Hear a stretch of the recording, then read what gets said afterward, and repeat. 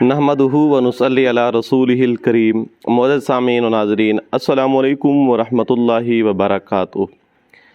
अक्सर तौर पर लोग पूछते रहते हैं कि जादू ख़तरनाक कौन सा होता है और ये ख़तरनाक जादू का इलाज कैसे किया जाता है, और ऐसा कोई वजीफ़ा, ये भी सवाल होता है कि ऐसा कोई वजीफ़ा बताएं कि हर तरह का जादू से हम निकल सकें, हर तरह का जादू जिसमें इलाज हो। अच्छा, काफ़ी सारे सवालात होते हैं जिनका जवाब हम कोशिश करते हैं वक्ती तौर पे फ़ौरन दे देते हैं, और उसी का व्हाट्सएप के ऊपर या मेल के ऊपर या जैसे कमेंट्स बॉक्स के अंदर उनके सवालात होते हैं तो हम जवाब देते रहते हैं। बाद सवालात बड़े अच्छे होते हैं, हम कोशिश करते हैं कि इन सवालात का जवाब वीडियो की शक्ल में दिया जाए ताकि और लोग भी इससे मुस्तफ़ीद हो सकें। ये भी ऐसे सवालात थे, हम इन तमाम सवालात को मुश्तरका करके इनका एक बेहतरीन किस्म का क्लिप तैयार करके आपके सामने पेश करने लगे हैं। सवालात ये थे कि ख़तरनाक जादू कौन सा है, ऐसा वजीफ़ा बताए जो हर जादू का जिससे इलाज किया जाए, और ये ख़तरनाक जादू बनता कब है ख़तरनाक, इसके पीछे मुहर्रिकात क्या होते हैं। याद रखिएगा कि जादू की काफ़ी सारी अक़साम हैं। ये सिर्फ काला जादू, पीला नीला, ये आपने कोई नाम सुन रखे हो मुमकिन है। तो जादू की अक़साम बहुत ज़्यादा हैं। कोई जादू ऐसे होते हैं जिनके ज़रिए नसबंदी की जा रही होती है, कुछ जादू ऐसे होते हैं जिसके ज़रिए सिरे से निकाह रिश्ते बांधे जा रहे होते हैं, शादी के अंदर रुकावटें डाली जा रही होती हैं। कुछ जादू ऐसे होते हैं जो आपस के अंदर नफ़रत के जादू होते हैं, चाहे वो मियाँ बीवी हैं, बहन भाई हैं, ख़ानदान है, मुआशरा है, दोस्त है, सोसाइटी है, इसके दरमियान नफ़रत का जादू होता है। बाज़ इस तरह गलत मोहब्बत के भी जादू होते हैं। तो जादू की काफ़ी सारी अक़साम हैं। बहरहाल कोशिश कर रहे हैं, जितनी मैंने ज़िक्र की हैं, इन तमाम अक़साम के ऊपर हमारी वीडियोज़ आ चुकी हैं। उनकी अलामात क्या हैं, वो जादू होता कैसे है, उसका वारदात कैसे करते हैं, और इस जादू का तोड़ क्या है, इसके ऊपर हम काफ़ी सारी वीडियोज़ अपलोड कर चुके हैं और हमारी मुस्तकिल वीडियोज़ आ भी रही है। तो लिहाजा चलते हैं आज के टॉपिक की तरफ, आज के उन्वान की तरफ। टॉपिक हमारा ये है कि ख़तरनाक जादू कौन सा होता है। इस ख़तरनाक जादू की बात को समझने से पहले एक छोटी तौर पे एक हमारी तमहीदी बात है, वो ज़हन रख लें।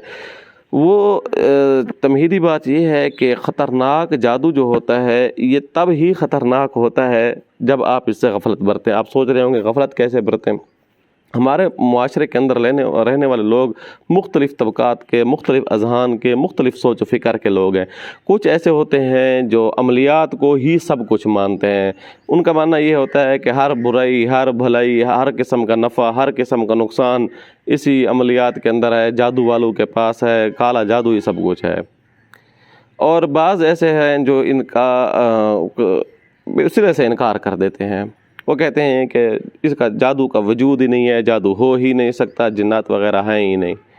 तीसरा जहन के लोग वो हैं जो वो समझते हैं कि जादू होता है, इसका वजूद भी है, इसकी हकीकत भी है, किसी हद तक इसका अगर जादू असरअंदाज हो सके तो इसका किसी हद तक इलाज भी है। तो बहरहाल ये तीनों जहन के रहने वाले लोग, इनमें से पहला तबका भी मेरी नज़र में ठीक नहीं है, और आखिरी तबका भी, दूसरा तबका जो ये सिरे से इनकार करता है वो भी ठीक नहीं है। वो जो एतदाल का रास्ता है, इन इसका वजूद भी माने, कुरान हदीस के अंदर इसके मुख्तलिफ़ किस्म के सबूत मौजूद हैं, वाज़ेह सबूत मौजूद हैं।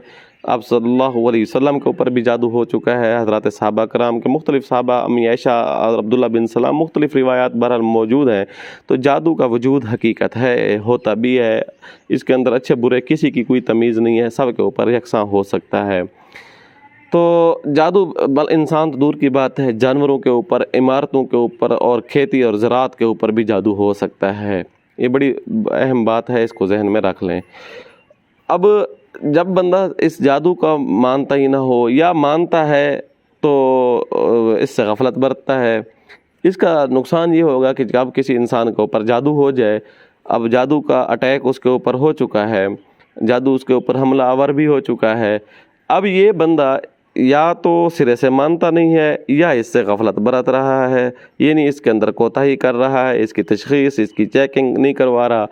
अब ये जादू जब एक बार हो जाता है تو یہ دیمک کی طرح انسان کو چاٹنا شروع کر دیتا ہے. اس کا جو ہدف ہوتا ہے اس کو بڑی جلدی اور بڑی تیزی کے ساتھ یہ وہاں تک پہنچنے کی کوشش کرتا ہے. اب انسان خود اس سے غفلت برت رہا ہو اور ادھر جادو اس کے اوپر اٹیک کر رہا ہو، اندر سے اس کو کھوکھلا کر رہا ہو، تو اس کا نتیجہ کیا نکل سکتا ہے؟ آپ اپنے دماغ میں اس کو ذرا سوچیں، اور آپ کا دماغ کی بتی جب جلے تو آپ خود اس کا نتیجے تک پہنچیں کہ یہ جادو کتنا خطرناک ہو سکتا ہے. بڑی بدقسمتی ہے کہ لوگ سمجھتے ہیں کہ جی ہم یہ تو توکل کے خلاف ہے، ہم چلے جائیں علاج کروانے کے لیے، جادو کا علاج کروائیں، یہ تو شرک ہے، یہ بے یقینی ہے. ارے بھائی، یہ کہاں توکل اور بھروسے کی بات ہے؟ آپ کے گردے میں درد ہے، آپ کی طبیعت خراب ہے، آپ ڈاکٹر کے پاس نہ جائیں. آپ کہیں گے یہ توکل کے خلاف ہے، شفا دینے والا اللہ ہے، میں ڈاکٹر کے پاس کیوں جاؤں بھائی؟ اب اس بندے کو کوئی سمجھدار بندہ ہوگا وہ تو 2 تھپڑ لگائے گا اللہ کے بندے. اس میں تو توکل اور عدم توکل کی کون سی بات آ گئی؟ اس میں کون سا ایسے شرک اور بدعت کی بات آ گئی بھائی؟ بات یہ ہے کہ جب آپ کو ایک بیماری لگ چکی ہے، آپ کو ایک چیز اٹیک کر چکی ہے، اب اس کا علاج کریں. دنیا کے اندر اسباب ہیں. اب فرشتہ اوپر سے نازل نہیں ہونا کہ وہ آپ توکل والے ہیں تو آپ نے اس کو فوراً سیٹ کر دیا. بس یہ ہے تو پھر آپ رزق نہ کمائیں، آپ بیٹھے رہیں جی. آپ کہیں کہ بس اللہ رزق دے گا، میں کیوں نکلوں باہر؟ بیمار ہو جائے ڈاکٹر کے پاس نہ جائیں جی، میں اللہ کو ماننے والا ہوں، خود بخود ٹھیک ہو جاؤں گا. نہیں، اسباب اختیار کرنا پڑیں گے. ہم دنیا کے اندر رہ رہے ہیں تو دنیا کے اندر اسباب، یہ دنیا دارالاسباب ہے، اس کے اندر ہمیں اس اسباب کا جو ہے اس سے نفع اٹھانا چاہیے اور اسباب اختیار کرنے چاہیے. تو اس کے لیے آپ دیکھیں عبادت بھی ہے تو اس کے لیے بھی آپ کو محنت کرنی پڑتی ہے، وضو کرنا پڑتا ہے، مسجد جانا پڑتا ہے اللہ تعالیٰ کی نماز پڑھنے کے لیے. کوئی بھی کام ہے تو اس کے لیے تگ و دو ہے، محنت کرنی پڑتی ہے. تو اس کے لیے بھی آپ کو معالج کے پاس جانا ہوگا، آپ کو اپنا علاج کروانا ہوگا. تو اب یہاں ایک بڑی اہم بات یہ بھی ہے کہ اس کی تشخیص جب عمومی طور پہ غلط ہو جاتی ہے، عام عاملین جو ہوتے ہیں ان کی تشخیص کے اندر بڑے نقص ہوتے ہیں. وہ جب انسان بیمار ہو جاتا ہے، اب ایک انسان بیمار ہو گیا، اس کو جادو کا مسئلہ ہے، وہ سالہ سال سے ڈاکٹروں کے پاس علاج کروا رہا ہے، سالہ سال سے مختلف ڈاکٹروں کے پاس مختلف انجیکشن، مختلف ادویات کھا چکا ہے، لیکن فائدہ نہیں ہو رہا. دوائیاں مستقل چل رہی ہیں، فائدہ نہیں ہو رہا، سالہ سال سے چل رہی ہیں. وجہ کیا ہے؟ ہو سکتا ہے اس کے اوپر جادو ہو. اب اس میں تشخیص کرانے میں کیا حرج ہے؟ چیکنگ کرانے میں کیا حرج ہے؟ چیک کرا لیں پھر اس کا علاج کریں. اور بعض عملیات والوں کے پاس بھی میں بڑی بدقسمتی سے کہوں گا کہ اس فیلڈ کے اندر اس طرح کے کچھ راہزن ضرور ہیں کہ جب ان کے پاس تشخیص کے لیے جاتا ہے تو ان کی تشخیص کمزور ہے. وہ یہ میڈیکلی مریض ہوتا ہے تو اس کو جادو والا مریض بنا دیتے ہیں، جنات والا مریض، ان کی تشخیص کمزور ہوتی ہے. اچھا، بعض ایک عورتوں کی ایک مخصوص بیماری ہوتی ہے، اس بیماری کے اندر ان کو بعض دفعہ دورے کی سی کیفیت بن جاتی ہے یا بعض دفعہ شکلیں بھی نظر آنا شروع ہو جاتی ہیں. تو اکثر طور پر دیکھا ہے بعض عاملین خصوصاً مبتدی جو ہوتے ہیں وہ غلطی کھا جاتے ہیں، وہ سمجھتے ہیں کہ اس کے اوپر جنات ہیں. اب اس کو شکل نظر آ، اس کو تشخیص کرنے کی ضرورت ہی نہیں ہے. تشخیص کرتے بھی ہیں تو فرضی طور پہ کر کے کہہ دیتے ہیں جنات ہیں یا جادو ہے. وہ ہے میڈیکلی مسئلہ. ایسے کیسز ہمارے پاس بھی کئی مرتبہ آئے ہیں، عاملین کے بگڑے ہوئے کیس. تو اس لیے یہاں بڑی دیانتداری سے عامل کو کام لینا چاہیے. جب آپ کے پاس کوئی کیس آئے تو اس کو بڑی دیانتداری سے چیک کیا جائے. جب چیک کر لیں، مسئلہ آپ کے سامنے کھل کر آ جاتا ہے تو پھر بتا دیں اس میں کیا حرج ہے. سیدھی سی بات کر دینی چاہیے، بھئی آپ کو میڈیکلی مسئلہ ہے یا آپ کو روحانی مسئلہ ہے، بس. اچھا، بعض بندوں کو دونوں مسائل ہوتے ہیں، ڈاکٹری مسئلہ بھی ہوتا ہے اور بنیاد یہی چیز ہوتی ہے، یعنی عملیات عمل بنیاد ہوتا ہے لیکن مسئلہ ڈاکٹری ہوتا ہے، میڈیکلی. اب وہ جتنی دوائی کھاتا ہے یہ راستے میں رکاوٹ ہوتی ہے چیز، وہ علاج ہونے نہیں دے پا رہی ہوتی، اس لیے وہ ڈاکٹر کے پاس جاتا ہے تو صحیح علاج نہیں ہوتا، عامل کے پاس جاتا ہے تب بھی صحیح علاج. اس کے لیے بھی ایک طریقہ یہ ہوتا ہے کہ دونوں علاج چلانے چاہیے. اچھا، یہاں میں آپ کو ایک مشورتاً ایک بات ضرور کہوں گا کہ اگر آپ کا یا آپ کے کسی عزیز و اقارب کا یا کسی جاننے والے کا اس طرح کا کوئی مسئلہ ہے کہ اس کا کوئی کیس چل رہا ہے ڈاکٹروں کے پاس، بیمار ہے، جو بھی ہے، اس کی تشخیص کرانے کے لیے ہماری ایک ویڈیو ہے، اور اس کا لنک میں ڈسکرپشن میں ہمارے ٹیم لگا دے گی. اس کا ویڈیو کے اندر ہم نے تفصیل سے بتا دیا ہے. آپ بڑی آسانی کے ساتھ بہت ہی آسان انداز میں خود ہی چیک کر سکتے ہیں. کوئی مشکل نہیں ہے، کوئی پریشان کن نہیں ہے، بہت ہی سمپل ہے. 5 منٹ میں آپ چیک کر سکتے ہیں کہ آپ کے اوپر یا آپ کے کسی جاننے والے کے اوپر جادو ہے، جنات ہیں، نظر بد ہے یا میڈیکلی مسئلہ ہے۔ آپ 5 منٹ میں آپ کسی عامل کے پاس جانے کی ضرورت نہیں ہے، سفر کرنے کی ضرورت نہیں ہے، کسی کے پاس آپ گھر بیٹھے چیک کر سکتے ہیں۔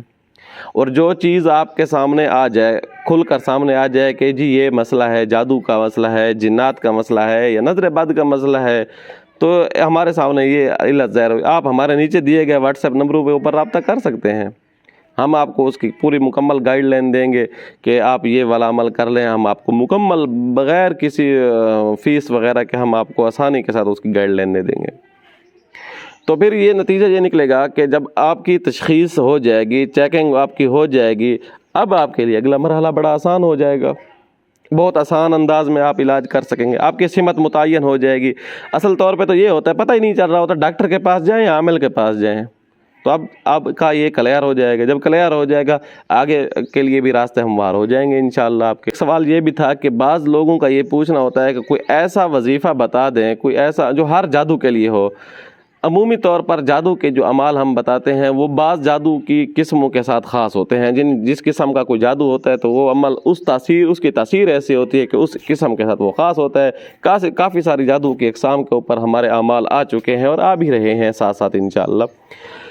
تو آج ہم ایک ایسا عمل ہے، یہ ہر جادو کے اندر اس کی بڑی پاور ہے، بہت زبردست قسم کی، بہت شاندار قسم کی اس کی پاور ہے، اور اس کا نتیجہ ایسا نکلتا ہے کہ آپ کی سوچ ہے، بڑا پاورفل اور چھوٹا سا وظیفہ، چھوٹا سا آسان سا وظیفہ ہے۔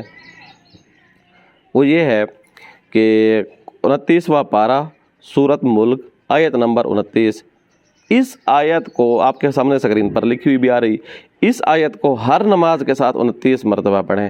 اب دیکھیں 29واں پارہ آیت نمبر 29، تعداد پڑھنے کی بھی 29، یہ بڑی ایک تعداد کا اور ویسے ایک حسن ترتیب ہے، اور یہ عمل جادو کا اس سے کاٹ بھی بہت ہی عجیب انداز میں ہوتی ہے۔ آپ اس کو کریں، دیکھیں، آزمائیں، انشاءاللہ آپ کو پورا فائدہ ہوگا۔ لیکن عشاء کی نماز کے بعد یا صبح کی نماز کے بعد اسی آیت کو 101 مرتبہ پانی کے اوپر دم کر لیں اور ساتھ تیل بھی رکھ لیں، اس کے اوپر بھی پھونک مار دیں۔